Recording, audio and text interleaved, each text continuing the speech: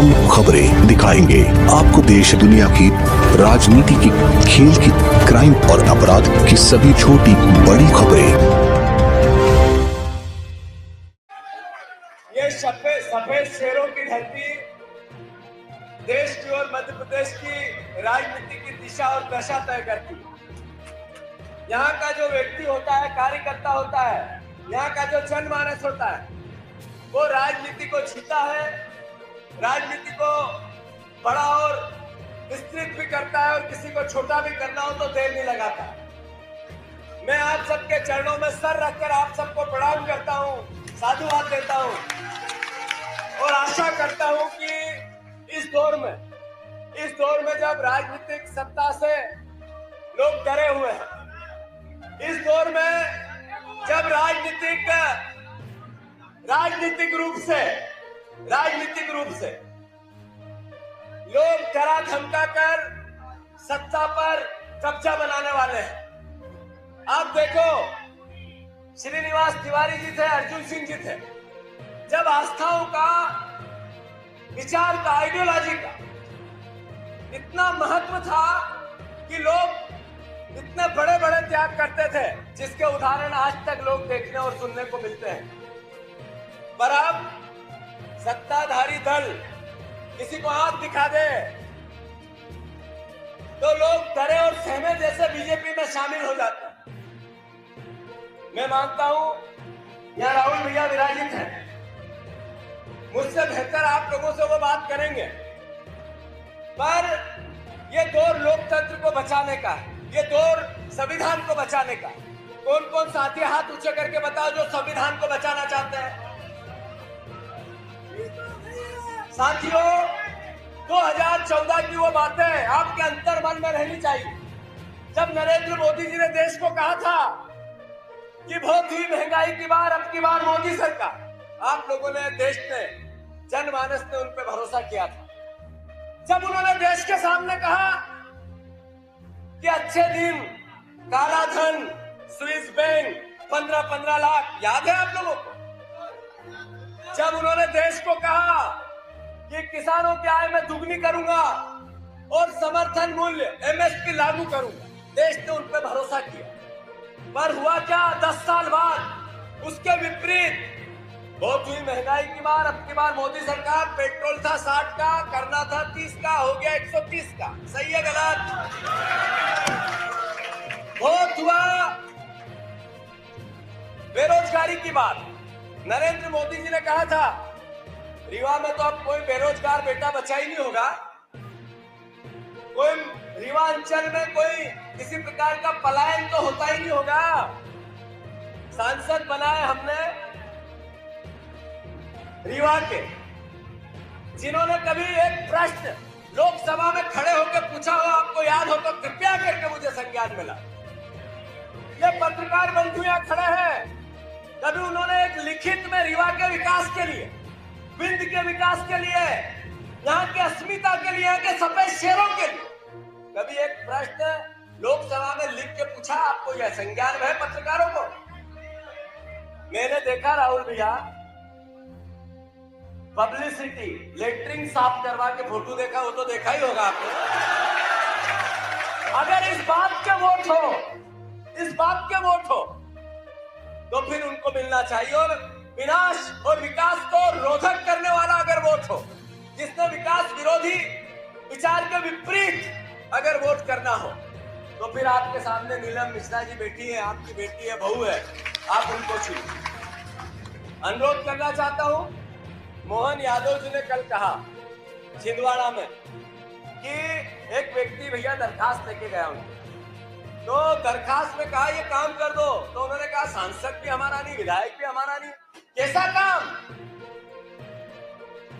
मोहन यादव जी, एक प्रदेश का मुख्यमंत्री किसी दल का नहीं होता, प्रदेश का मुख्यमंत्री प्रदेश की आम जनता का होता है, हमारा भी होता है, विपक्ष का भी होता है। चुनाव अपनी जगह है, विचारधारा अपनी जगह है, पर आपका ये विचार छोटा और ओछा है।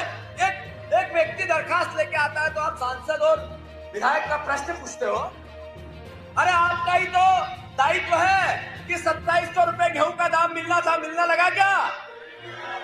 अरे मुख्यमंत्री जी आपकी सरकार का दायित्व है। आपने शिवराज जी ने चुनाव पहले कहा था 3,000 करोड़ रुपया हर महीने चंदा लेना, कर्जा लेना, फिर बड़ा पंडाल सजाना, फिर बड़ा मंच सजाना, ऐसा हाथ में कार्डलेस माइक रखना, सामने भी रैंप बनाना और फिर माइक से कहना भेना चिंता मत करना। याद है आप लोगों को कि अभी मेरे पास 1,000 है, चुनाव बाद में 3,000 करूं।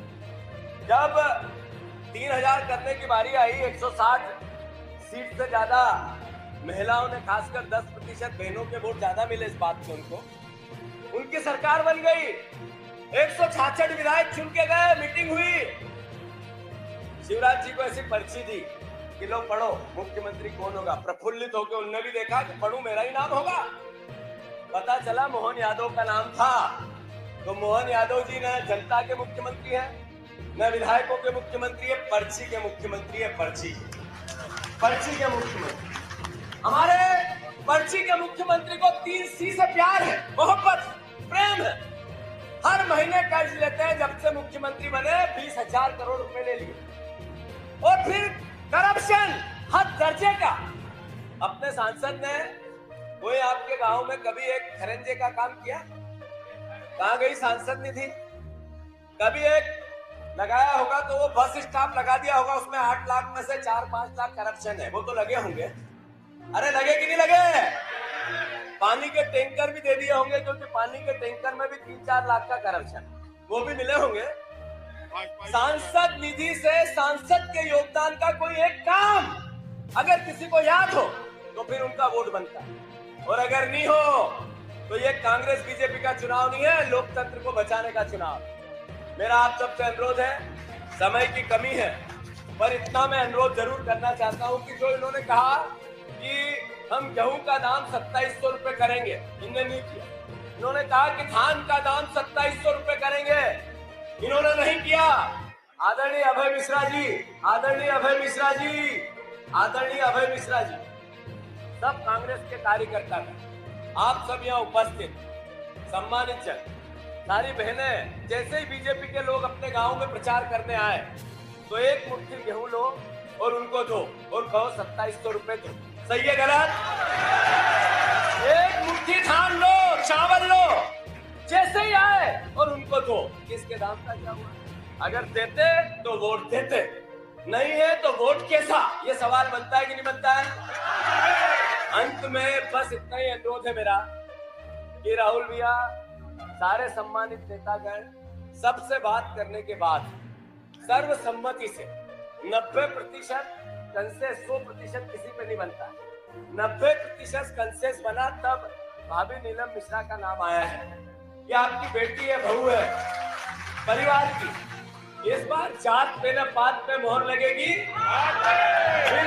फिर से ये आवाज तेज होनी चाहिए। जात पे न पात पे मोहर लगेगी। मैं आप सबसे अनुरोध करना चाहता हूं, ये भावनात्मक बात है।